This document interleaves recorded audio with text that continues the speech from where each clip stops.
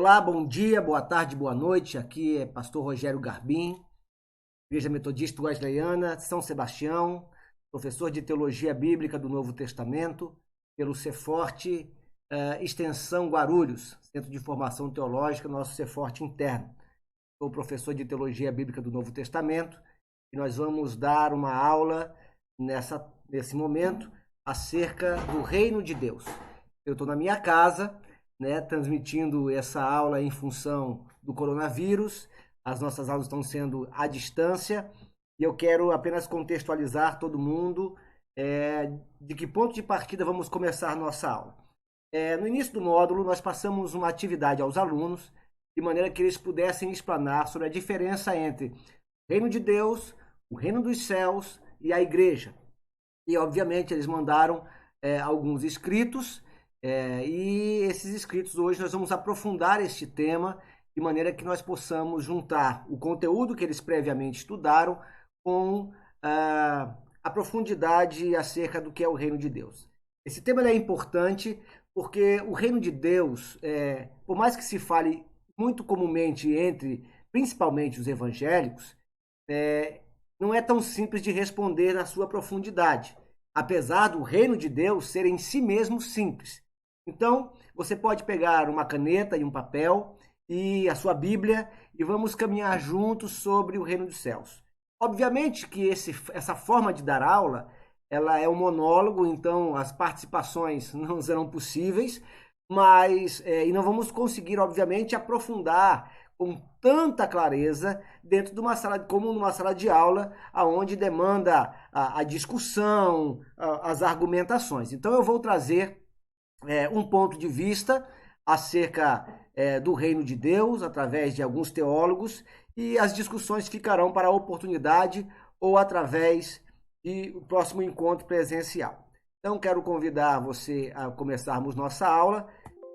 Vamos aqui então passar para os slides. Então nossa aula é de Teologia Bíblica do Novo Testamento, pastor Rogério Garbim, Ceforte Guarulhos. Essa é a nossa aula de hoje. Vamos falar sobre essa necessidade do reino, e um ponto importante é justamente esse dualismo escatológico do reino, entre o espírito do mundo e o espírito do reino de Deus, o reino de Deus propriamente dito, a partir do judaísmo e sua nova estrutura escatológica, a era da salvação, que é inaugurada com o reino de Deus e o reino de Deus. Ok? Então vamos lá, seguindo adiante. Qual é a necessidade do reino? Aqui nós começamos aqui com dois textos importantes, certo? O texto de Amós, capítulo 9, versículos de 13 a 15, que diz o seguinte: Eis que vem dias, diz o Senhor, em que o que lavra alcançará ao que cega, e o que pisa as uvas e ao que lança a semente. E os montes destilarão mosto, e todos os outeiros se derreterão. Eu trarei do cativeiro o meu povo Israel, e eles reedificarão as cidades assoladas.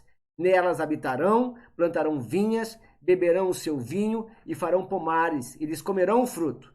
E plantá-los-ei na sua terra, e não serão mais arrancados da sua terra que lhes dei, diz o Senhor teu Deus. Bom, esse primeiro texto de Amós, capítulo 9, vem falar sobre a perspectiva do reino de Deus, sob uma perspectiva terrena. Você percebe que o profeta, ao falar essa profecia, ao declarar essa profecia, ele está argumentando acerca de uma promessa da vinda do reino, aonde estabelecerá o seu povo sobre esta terra. Nesta terra eles plantarão vinhas, nesta terra eles serão prósperos, nesta terra a bênção de Jeová estará com eles. Então a perspectiva de Amós, ao falar acerca disso, ele traz uma perspectiva meramente terrena. Em compensação, Isaías, no capítulo 65, versículo 17, ele vem dizer o seguinte: porque eis que eu crio céus e nova terra, novos céus e nova terra, e não haverá lembrança das coisas passadas, nem delas se recordarão. Então, Isaías vem trazer uma outra perspectiva. Ele vem trazer o reino de Deus sob uma perspectiva transcendente que não alcança o plano terreno. Então, a primeira pergunta que nos vem aqui a responder acerca do reino de Deus é em que perspectiva que este reino de Deus atua. O reino de Deus, ele é espiritual, o reino de Deus é físico, o reino de Deus, ele é transcendente e se mistura entre as partes. Então, qual é a perspectiva do reino de Deus? Sob a visão ampla das palavras proféticas acerca do reino de Deus e da vinda do reino de Deus, nos textos de Amós e nos textos de Isaías que nós lemos aqui, estamos percebendo que a perspectiva do reino de Deus traz duas bases. Uma base através do mundo físico e uma base através do mundo transcendente.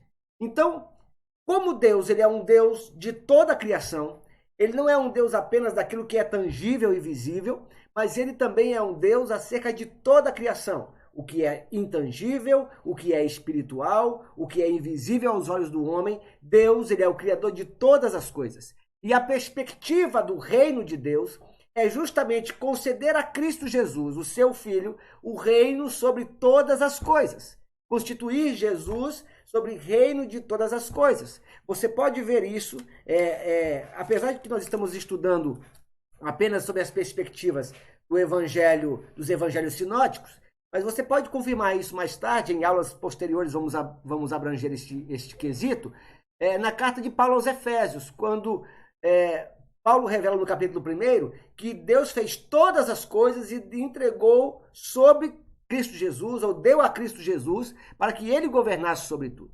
Então o reino de Deus, ele tem tanto a perspectiva do mundo físico, quanto a perspectiva do mundo espiritual, do mundo intangível, certo?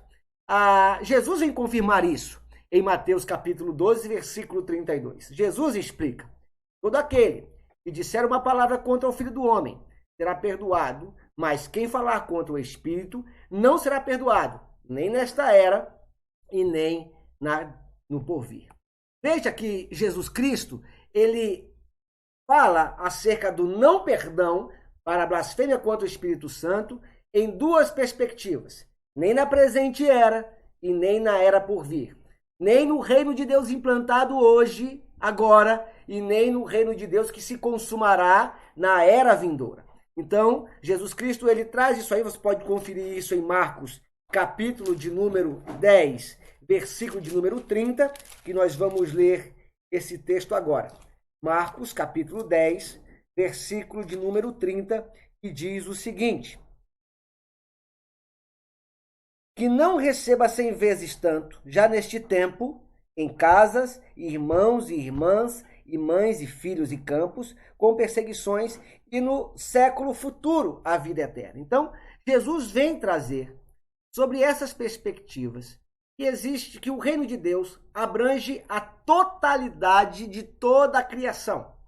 Veja, quando eu falo toda a criação, eu não me refiro apenas ao mundo criado a partir de Gênesis 1, o mundo visível, o mundo palpável, mas tudo que existiu antes da própria criação do mundo de Gênesis 1, o mundo espiritual, os principados, as potestades, tudo que envolve. Então o reino de Deus, ele é trazido sobre toda essa perspectiva, sobre tudo isso. E qual é a intenção, qual é o motivo desse reino de Deus?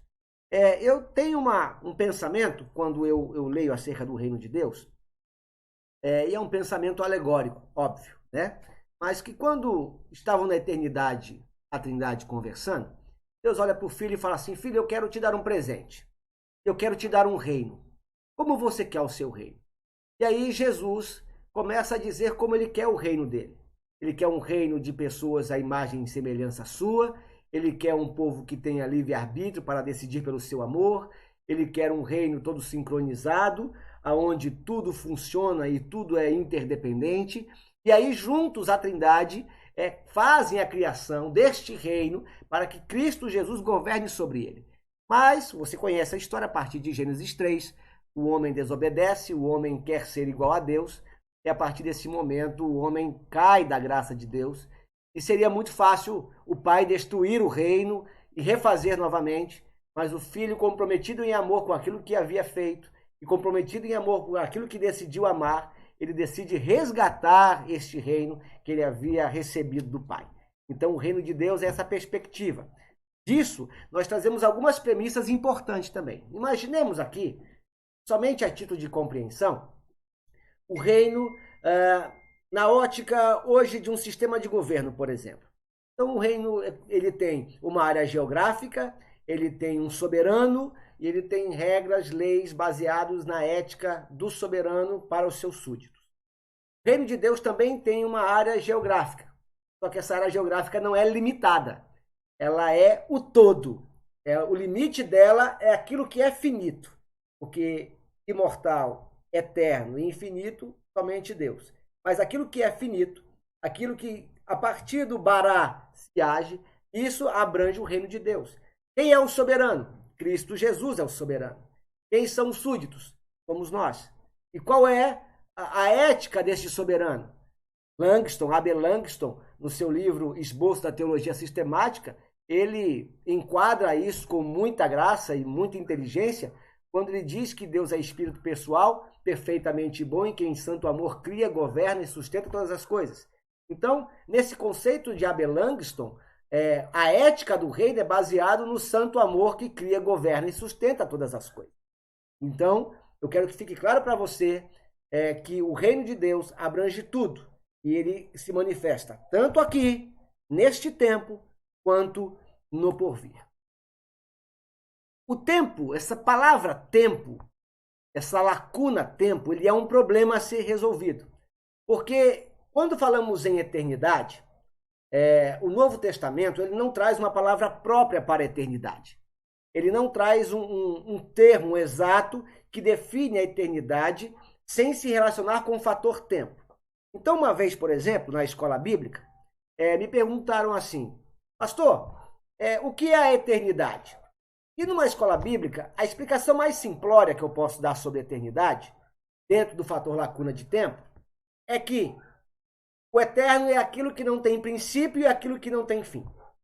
Então, quando eu falo de eterno, no sentido temporal, eu estou dizendo que Deus é eterno porque ele não tem princípio e ele não tem fim. Se fôssemos pensar a eternidade sob a perspectiva do tempo. Mas, quando o termo eternidade, ele é aplicado em alguns momentos na Bíblia, ele se refere a propósito e não a tempo. Então, quando Deus vem falar, ou Jesus vem trazer sobre a eternidade, ele está relacionando essa perspectiva da eternidade sobre o propósito que ele tem sobre a terra, e não o tempo que isso durará. Porque não há como se falar em eternidade de uma era vindoura se essa era ainda não veio. A era vindoura ainda virá. Se ainda virá, obviamente, ela tem um ponto de partida. Ela tem um princípio. E se ela tem um princípio, por conseguinte, ela não é eterna sob a perspectiva do tempo como Deus é eterno. Mas ela é um propósito que Deus estabeleceu para o seu povo e um propósito para que Deus estabeleceu para o seu reino. Então, a era vindoura, o reino de Deus, ela é estabelecida a partir da ressurreição dos mortos. E o morto que ressuscita, com a perspectiva deste propósito, está em Lucas, capítulo de número 20, versículo de número 35. Lucas, capítulo 20, versículo 35. Mas os que forem havidos por dignos de alcançar o mundo vindouro e a ressurreição dos mortos nem hão de casar, nem ser dado em casamento. A vinda de Jesus Cristo à terra, nas palavras do próprio João Batista, vem trazer o reino de Deus. E esta era vindoura, sob a perspectiva do propósito, vem chamar a atenção sobre o novo tempo que o povo de Deus, ou o povo do reino, começa a viver com a vinda do seu Messias. Para a gente ter uma clareza melhor daquilo que eu estou falando, enquanto Jesus não veio, o povo de Israel era o povo da promessa. Andava a partir de Abraão sob a promessa de que através daquela família, da vida de Abraão, seriam benditas as famílias da terra. Que dele viria o Messias, que dele viria e se cumpririam todas as promessas. Jesus, ele é o cumprimento da promessa. E Jesus então vem inaugurar justamente o reino de Deus e o início dessa era vindoura.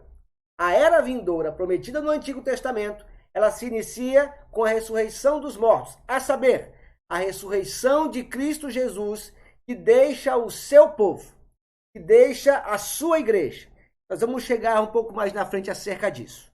Mas eu quero que você, nesse primeiro momento, compreenda que o reino de Deus, ele é inaugurado sob a perspectiva da ressurreição, a ressurreição dos mortos. E aqui deixa claro, no Evangelho de Lucas, capítulo 20, versículo 35, que o resultado deste propósito chamado eternidade, ele é justamente em uma era vindoura, onde as pessoas nem se casam e nem são dados em casamento. É o exemplo da diferença do que é aqui terreno.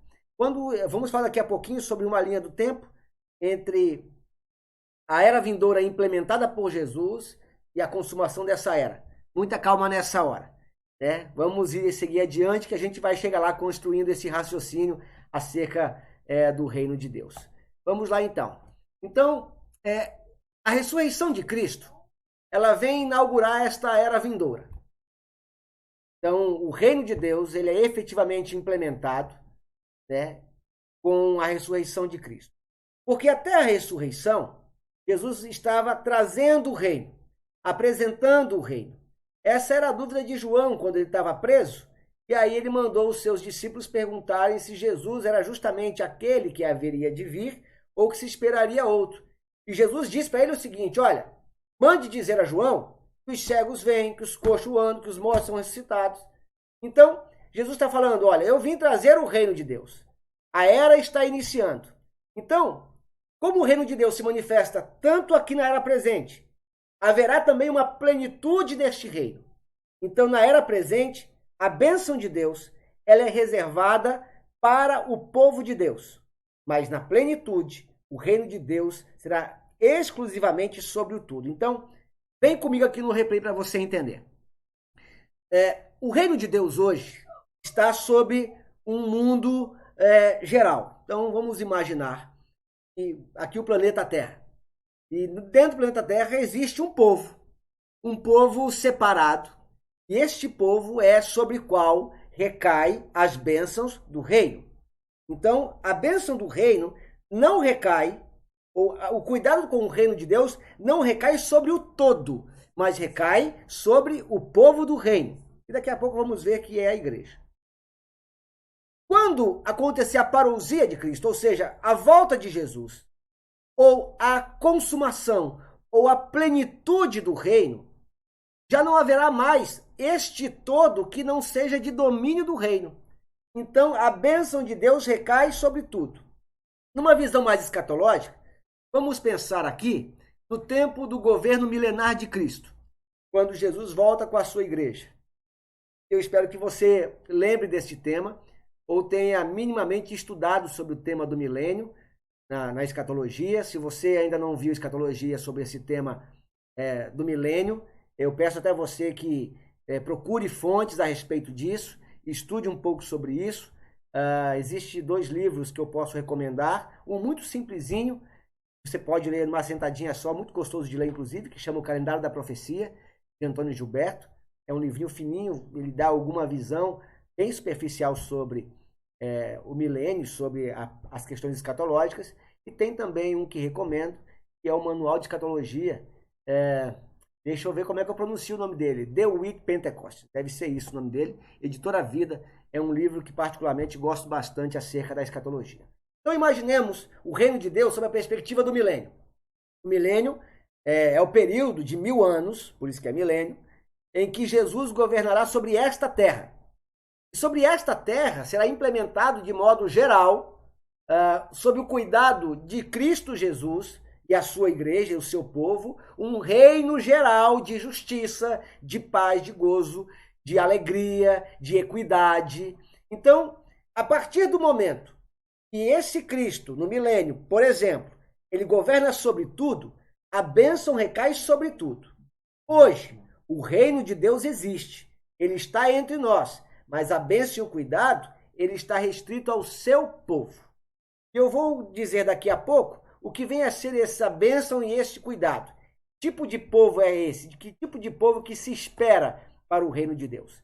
Então, trazendo sobre esse slide aqui, era presente, a ressurreição de Cristo inaugura a era vindoura, era presente, a bênção vem sobre o povo de Deus, mas quando vier a plenitude dos tempos, ou seja, após a vinda de Jesus, o reino de Deus exclusivamente ele governará e trará a bênção sobre todas as coisas.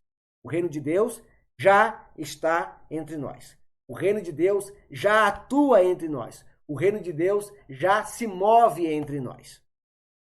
Para a gente entender essa perspectiva do reino de Deus e esses dois povos, tanto o reino de Deus quanto o reino do mundo, eu quero convidar você a abrir comigo esse texto de Mateus, capítulo de número 13.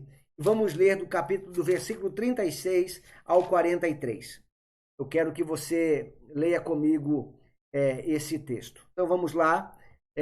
Mateus, capítulo 13, versículo de 36 a 43, diz assim: Então, tendo despedido a multidão, foi Jesus para casa. Chegaram ao pé dele os seus discípulos, dizendo: Explica-nos a parábola do joio do campo. E ele, respondendo, disse-lhe: O que semeia a boa semente é o Filho do Homem. O campo é o mundo. A boa semente são os filhos do reino, e o joio são os filhos do maligno. O inimigo que semeou é o diabo, e a ceifa é o fim do mundo, e os ceifeiros são os anjos. Assim como o joio é colhido e queimado no fogo, assim será na consumação deste mundo. Mandará o Filho do Homem os seus anjos, e eles escolherão o seu reino tudo que causa escândalo e tudo que comete iniquidade, e lançá-losão na fornalha de fogo, e ali haverá pranto e ranger de dentes. Então os justos resplandecerão como o sol, e no seu reino no reino de seu Pai, quem tem ouvidos para ouvir, ouça. Veja bem, eu quero chamar a sua atenção no versículo 38, quando Deus dá nome aos itens da sua parábola. Diferente da parábola do semeador dos 4 solos, aqui a semente não é a palavra. A semente, bem claramente nesse texto, diz que são os filhos do reino.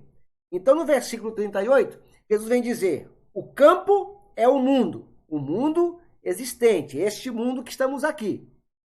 A boa semente são os filhos do reino e o joio são os filhos do maligno. Então, você imagina este cenário. Estamos no mundo, planeta Terra, e no planeta Terra há o trigo, chamado filhos do reino, e há o joio, chamado filhos do maligno. A bênção de Deus, se a gente voltar no slide anterior, as bênçãos de Deus hoje repousa do reino, repousa sobre, na era presente, sobre o trigo. Ainda que o joio cresça junto, mas vem sobre o trigo. Mas na plenitude do tempo, quando o joio for sacado, quando o joio for arrancado, aí será sobre toda a terra, tá certo? Tem um asterisco aqui sobre esse mundo, porque depois eu quero que você entenda exatamente o que é o mundo. Então, qual que é a grande disputa entre o joio e o trigo? O que se quer? Aonde é o campo? Onde se trava o campo de batalha? O campo de batalha dos reinos, tanto das trevas quanto da luz, ele se propaga sobre a personalidade do homem. Então, se você lembrar sobre a composição da criação do homem lá no Antigo Testamento, você vai lembrar que o homem, o ser humano, ele é o resultado de uma combinação, aonde Deus fez o corpo, o homem, do pó da terra, sobre ele soprou o fôlego de vida, e pó da terra, mais o fôlego de vida, mais o espírito, fez deste homem alma vivente. E é esta alma vivente que é a disputa dos reinos. O que os reinos buscam? Eles disputam esta alma vivente, essa personalidade. Nós, wesleyanianos, somos tricotomistas, acreditamos na tricotomia humana, que o homem é dividido em corpo, alma e espírito. O corpo é o objeto, é o componente da terra, o físico. O espírito é o sopro divino, é o fôlego de vida soprado por Deus. E a alma é justamente essa combinação que nos dá a personalidade. E é essa combinação que nos dá a personalidade que é a disputa dos reinos. Então vamos ver aqui um paralelo entre os dois. O joio, dominado por Satanás. Você pode depois confirmar isso em 2 Coríntios 4:4.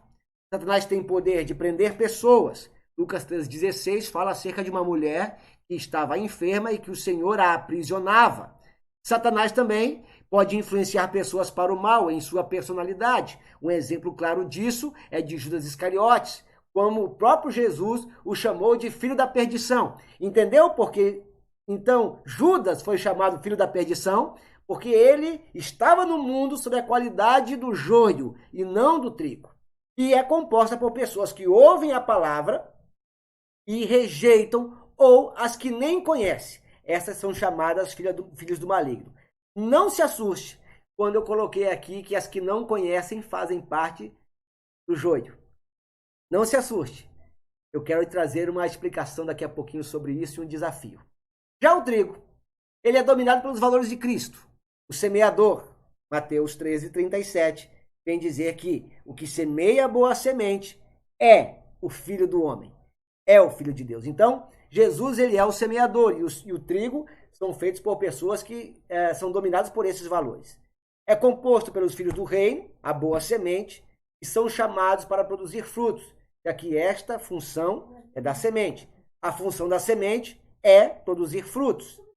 E aí, há muitas alegorias sobre isso. Se a função da semente é produzir frutos, eu queria chamar a sua atenção sobre como é que Deus ele é tremendo nos seus ensinamentos e como ele usa todas as coisas para poder trazer a sua verdade. Na botânica, qualquer ser pensante sabe disso, para que uma semente produza seus frutos, ela precisa morrer, dar a sua vida para que esse fruto venha a surgir. De igual forma, se espera que os filhos de Deus, ou os filhos do reino, também morram para que produzam esses frutos. É por isso que Jesus diz que aquele que quiser ganhar a sua vida, perdê-la-á. E a grande desafio é justamente o resgate, eu não sei se você consegue ver a minha setinha aqui, mas o resgate através dos filhos do reino, resgatarem os filhos das trevas, antes da colheita. E aí entra a grande missão do povo do reino, que é falar e implementar o reino de Deus aqui na terra, fazendo com que nessa disputa pela personalidade humana, pela alma humana, o reino de Deus se sobrepuja ao reino das trevas, conquistando vidas. Essa é a grande função da igreja. Essa é a grande função do reino dos céus enquanto aqui na terra. É fazer com que as almas que principalmente não conhecem a palavra, por isso que o joio, o reino das trevas, é composto por aqueles que rejeitam ou que nem conhecem. Então é papel da igreja, como reino dos céus, como agente, como povo do reino, resgatar essas pessoas que estão lá no reino das trevas, ganhando a sua alma, ganhando a sua personalidade. E isso é tão sério que a Bíblia vem falar que uma alma vale mais do que toda a criação, vale mais do que o mundo todo. Então é um grande privilégio para mim e para você poder sermos agentes do reino, povo do reino, para resgatar as almas deste joio e transformá-lo, este joio, em trigo. Agora, veja bem, isso tem tempo determinado, não é para todo sempre. E quando é o tempo? Antes que venha a colheita. Versículo 41 a 43 vem dizer, no capítulo 3 de Mateus, que haverá um tempo de colheita, aonde o joio será lançado no fogo, e os filhos, os justos, resplandecerão como o sol, e o reino de seu Pai. Quem tem ouvidos, ouça para ouvir. É um grande desafio para nós, né, queridos? Então, o reino de Deus, ele é esse complexo de valores do reino, composto por um povo e por uma área geográfica. Agora, lembra que eu falei acerca do mundo e o asterisco estava lá? Pois bem, o mundo é diferente da criação. O mundo é este mundo, o sistema que nós vivemos, é esse chamado cosmos, no termo grego, cosmos. Mas que não é o único lugar da manifestação do reino, porque o reino de Deus se manifesta sobre toda a criação. Então, quando a Bíblia vem dizer que o mundo jaz do maligno, ele não está dizendo que a criação é do maligno, mas que o mundo, o cosmos, pertence a ele. O sistema do mundo pertence a ele. Mas a criação é muito além do planeta Terra. É muito além do que é visível. É muito além daquilo que é descoberto. E a criação, o reino de Deus, é trazido sobre toda a criação. Quando nós falamos, e agora vem a parte mais linda dessa aula, que particularmente eu acho, que o reino de Deus, ele é um reino de súditos. Esses súditos, ou aqui nos termos do capítulo 13, versículo 38, os filhos do reino, obviamente que a Bíblia se refere ao homem, mas não se refere ao homem enquanto família, mas vê o homem na perspectiva de uma... Não vê o homem como indivíduo, mas vê o homem sob a perspectiva de uma família. Então, quando Deus olha para a terra, ele não vê o Rogério Garbim na perspectiva dele mesmo. Porque o reino de Deus, ele não é composto do Rogério Garbim indivíduo, criatura. Mas ele é formado a partir do Rogério Garbim na perspectiva de fazer parte de uma família. E então, Deus traz o homem nesse contexto familiar. Ou seja, o reino não existe, ou o homem não existe como um ser isolado, independente da sua origem. A origem de Deus, a origem do homem, ele parte do pressuposto de que esse homem faz parte de uma família. O reino, o soberano, Jesus Cristo, decidiu que o seu reino, ele seja tratado como a sua própria família. Ou, nas palavras de Paulo, em uma de suas cartas, como ele sendo o filho mais velho ou o primogênito de muitos filhos. Quando nós falamos em família, nós dizemos que o homem encontra o seu valor supremo, então, como filho de Deus. Aos olhos de Deus, a vida humana é de valor único e estimado na perspectiva do filho. Essa semana, eu estava pregando na igreja e eu falei uma coisa que eu fiquei... tem coisa que a gente fala que eu nem sei se não vem da gente, né? E eu imaginei como se o pai e o filho estivessem andando pela cidade e vissem no meio da rua uma criança abandonada, uma criança de rua. E aí o filho se sensibiliza com aquela criança e diz assim: pai, eu quero levar essa criança para casa. Aí o pai diz: não, meu filho, essa criança está suja. Aí o filho: não, pai, mas eu limpo ele. Eu quero levar para casa porque eu me sinto só lá e eu limpo ele. Não, mas esse garoto tá... O pai falando: esse garoto tá cheio de ferida, cheio de impinge, cheio de coceira, de sarna. E aí o filho fala: pai, mas eu curo ele. Eu levo ele para casa, eu trato dele, eu curo dele, eu alimento dele, porque eu quero que ele seja o meu irmão. E aí, depois de tanto insistir, o filho insistindo ao pai, o filho convence ao pai de levar aquele garoto de rua para casa. E então, o filho leva o garoto para casa, dá banho no garoto, cura das suas feridas, alimenta o garoto, ensina as suas primeiras lições de vida, sejam acadêmicas ou de valores. E a partir daquele momento, aquele garoto que é adotado da rua, ele passa a ter parte na herança do filho, sendo que o filho é o principal, o filho legítimo é o principal, mas aquele que é adotado também é tratado como filho, e ele também tem parte nessa herança. É o que mais tarde Paulo vai falar, que nós somos co-herdeiros com Cristo. Então, o homem, dentro do reino, ele recupera o seu valor estimado por ser chamado filho de Deus. A segunda característica é que este filho tem obrigações. Assim como o filho que é adotado, ele vai para casa e ele precisa entender que naquela casa existem regras e valores, assim também Deus espera que o seu povo, ou aquele que é adotado como filho através de Cristo Jesus, também dê a Deus uma relação de confiança e obediência filial.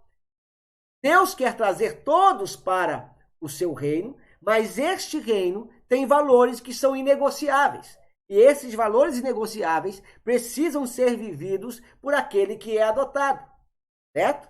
Há aí uma cumplicidade de identidade. Então é preciso entender que uma vez que inseridos no reino, também é inserido na família, também há uma obrigação de filho. Terceira característica é que este filho também ele exerce uma relação de irmandade. Um exemplo, na alegoria que eu fiz com vocês, acerca do garoto que pede para o pai adotar um menino de rua, Jesus não é aquele que adota um menino, mas aquele que adota a humanidade e que chama a humanidade para ser seus irmãos e para ser seus servos. Então, entre nós, filhos adotivos, também devemos ter uma relação de irmandade. E isso é lindo, porque na perspectiva dessa metáfora que eu estou usando, você foi adotado e eu fui adotado, e não há valor maior em você do que em mim, e nem em mim com relação a você. Somos todos do mesmo valor diante do Pai, somos todos filhos adotados, e o único valor que nós temos, e o único crédito que nós temos existe porque um dia o filho legítimo decidiu nos adotar. Então, é importante que, estando neste reino, haja também uma relação entre os homens de irmandade, pois a paternidade de Deus é universal e então, obviamente, existe a irmandade. Por fim, a última característica deste reino é que, e a última verdade, é que o pecado quebrou a filiação. Estamos abandonados, na minha alegoria, porque o pecado nos afastou, mas o Pai nunca nos abandonou. E é nessa perspectiva que eu quero chamar a atenção para Lucas capítulo 15. Lucas capítulo 15 é um texto, o capítulo todo, fala sobre 3 parábolas, e o tema central desse capítulo da Bíblia, de Lucas 15, é de pessoas que perderam algo e recuperaram. E nesse sentido está a parábola do filho pródigo. Filho que saiu deliberadamente, o filho que decidiu sair e que o pai não foi atrás. O pai esperou o filho retornar. E quando o filho retornou, o pai continuou sendo pai. No reino de Deus, ainda que os filhos estejam afastados, longe, o pai continua sendo pai. O pecado nos afastou de Deus, mas não cancelou a paternidade de Deus em nós. Então, o grande objetivo de Jesus Cristo é justamente restaurar o ideal que pertence ao homem, que é o seu estado de filho. Então, o que é o reino de Deus?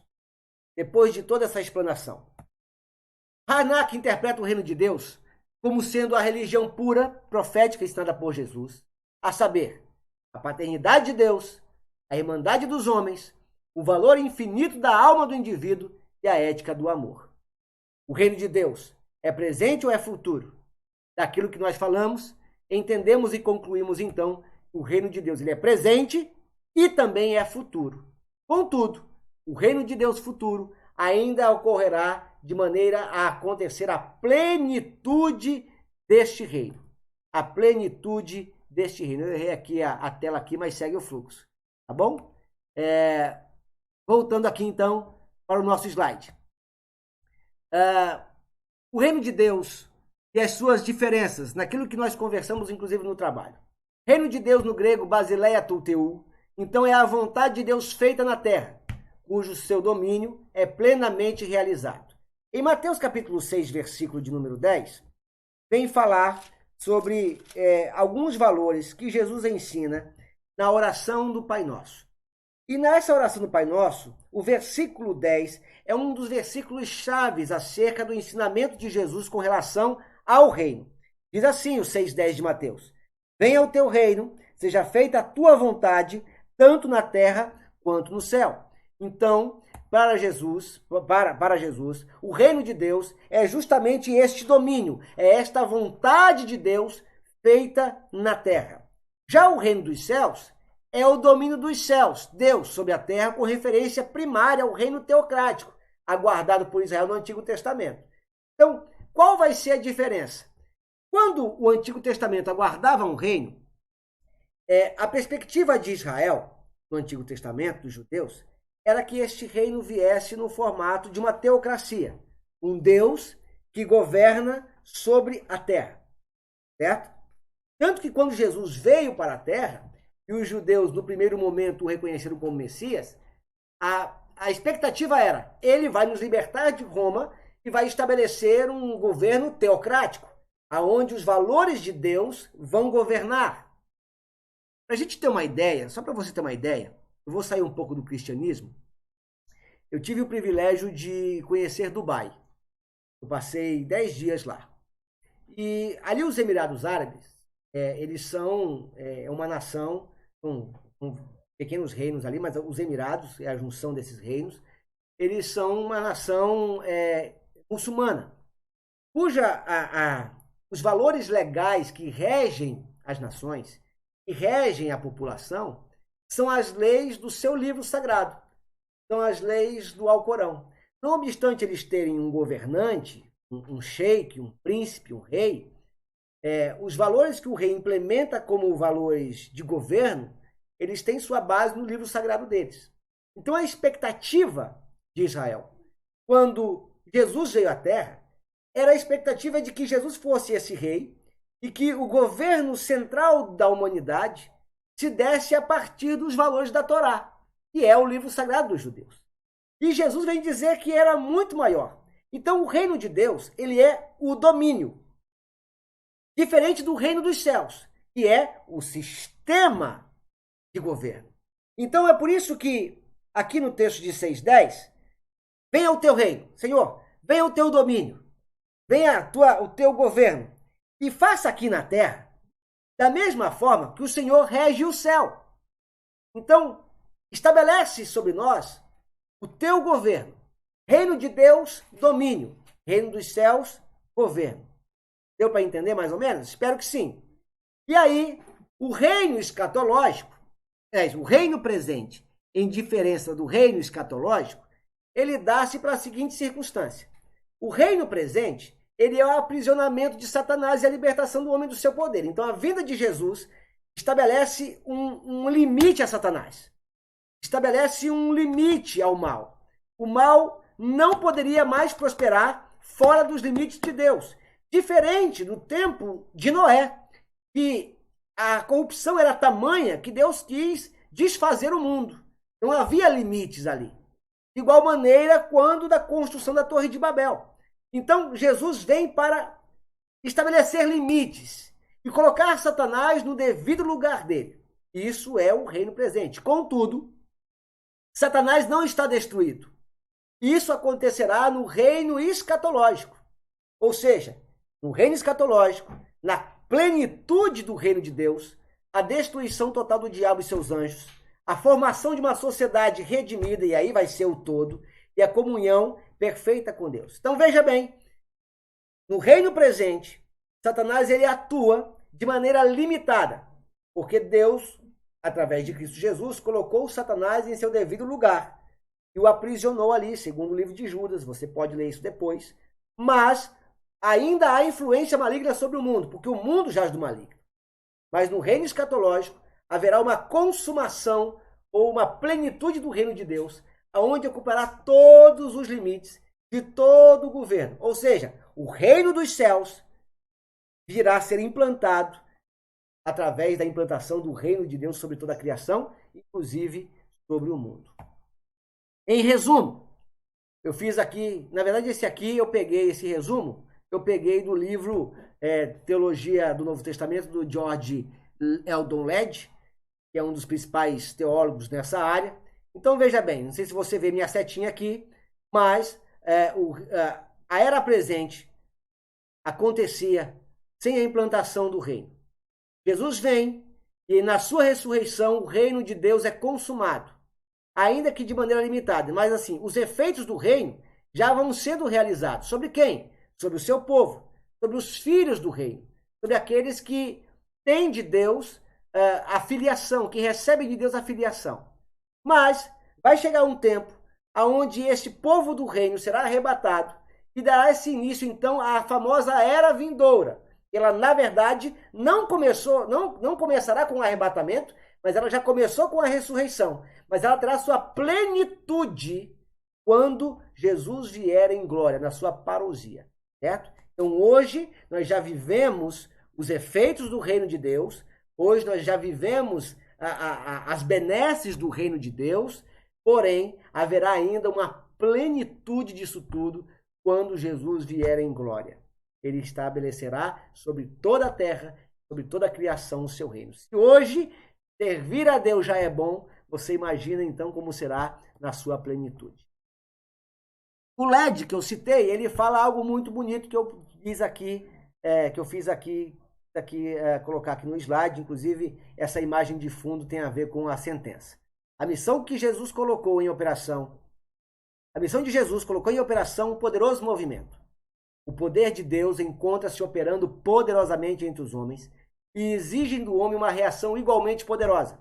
Em virtude do poder dinâmico ter invadido o mundo, os homens deviam responder com uma reação radical. Veja bem, Jesus ele não veio pedir licença ao mundo para entrar e implantar o seu reino. Toda a criação pertence a ele. E ele veio buscar o seu reino de maneira intensa, poderosa. Ele veio estabelecer seu reino de maneira radical, de maneira, diria até mesmo, impetuosa. Porém, para que eu e você, para que o homem, para que a criação seja restabelecida a posição de filho e faça parte desse reino, também Deus espera uma reação radical do homem. E qual é essa reação radical do homem? Morrer. Lembra da semente? O homem precisa morrer para que nasça novamente a partir da água e do Espírito, a partir desse novo nascimento, agora não compondo mais a geração do povo caído, mas compondo agora a geração dos filhos do reino. Deus espera que cada homem também tenha um posicionamento radical sobre esta oferta que ele estabelece de fazer parte do seu reino. O reino de Deus ele é um dom presente, ou seja, foi nos dado, nós não conquistamos isso, que ao tempo que admite esforço da parte da pessoa para alcançá-lo, precisa antes ser aceito e possuído. Então, Gedalman vem dizer que Deus oferece esse reino, mas que é preciso haver uma aceitação. E aqui, nessa figura que eu coloquei, imagine que esse garoto seja um garoto que nasceu dotado de uma inteligência maravilhosa, que ele seja um garoto superdotado. Imagine que seja o seu filho. E aos nossos olhos, nossos filhos sempre são os mais bonitos, os mais inteligentes, os mais espertos. E aí, só que para que essa inteligência, esse ímpeto, esse brilhantismo ocorra, os nossos filhos terão que estudar, terão que desenvolver este dom, terão que desenvolver esta praticidade. O próprio Cristo, quando veio à Terra, se submeteu a uma criação de infância, teve que aprender, foi amamentado, teve que aprender a andar, aprender a falar, e ele nos ensinou que, uma vez recebendo este dom maravilhoso que é o reino de Deus, nós precisamos desenvolver este reino em nós, fazer com que este reino cresça em nós, com que este reino se aperfeiçoe em nós. Essa é a ideia. E o exemplo bíblico que nós podemos citar, eu coloquei aqui alguns textos bíblicos, né, de Mateus 13, 44 e 46, quando fala sobre a pérola sem preço, né, que ultrapassa a posse de outros bens, algo a ser provado aqui e agora e recebido como uma criança. Essas três características vêm me dizer o seguinte: a parábola da pérola vem dizer que foi um tesouro escondido, mas que, não obstante aquele tesouro estar escondido, um homem teve que vender tudo que tinha para comprar a terra e ter a posse daquela pérola. Então, o homem teve que ter uma reação imediata e uma reação radical de se desfazer de tudo para que aquele reino, aquela pérola, se aperfeiçoasse nele. No segundo texto que nós vimos, de Mateus 6,33, que eu vou ler para vocês, quando Jesus vem falar que devemos buscar primeiro o reino de Deus e a sua justiça e as demais coisas serão acrescentadas, ele quer dizer exatamente isso, que a nossa prioridade deve ser o desenvolvimento do reino de Deus em nós, o aperfeiçoamento do reino de Deus em nós. E onde isso se inicia? Quando nós aceitamos tudo isso da simplicidade de uma criança, com um coração puro de uma criança, segundo Marcos capítulo 10, 14 e 15, e Lucas 16, 16 e 17. Bem, espero que você tenha conseguido acompanhar. O que vem a ser as dádivas do reino de Deus? O que nós ganhamos com este reino de Deus? Primeiro, a dádiva da salvação, o livramento da mortandade eterna e a redenção do corpo para um corpo glorificado. Além disso, a restauração entre Deus e o homem. A segunda dádiva que o reino oferece é a dádiva do perdão. E aqui eu quero gastar um tempo importante com você. A concessão do perdão, sob a autoridade de Jesus, também ela traz uma imposição moral do homem para que ele se torne também perdoador. Mateus 18, de 23 a 35, vem falar sobre a parábola do credor incompassivo. O texto vem dizer, na parábola de Jesus, que um servo devia ao seu senhor e que, não podendo pagar, o seu senhor disse que o prenderia até que ele pudesse pagar a sua dívida. Mas aí o homem começou a clamar ao seu senhor e o seu senhor, envolvido em compaixão, libera o seu servo e perdoa toda a sua dívida. O servo sai feliz da vida e, ao andar pela cidade, encontra um dos seus devedores. E de igual forma cobra o seu devedor, mas diferente do que ele fez com o seu senhor, ele encerra os seus devedores na prisão, de maneira que os seus devedores não conseguem pagar e os escraviza. O senhor, sabendo disso, desfaz o perdão e o aprisiona. Isso me chamou muita atenção, porque os filhos do reino, eles recebem a dádiva. Só que essa dádiva não é um presente para ser colocado numa prateleira. Mas as dádivas do reino, elas servem para serem implementadas em nós e transformar a nossa vida. Não é um filho do reino aquele cujo reino não se aperfeiçoa nele. Então, é bom saber que Deus nos perdoou. É um presente, é uma dádiva.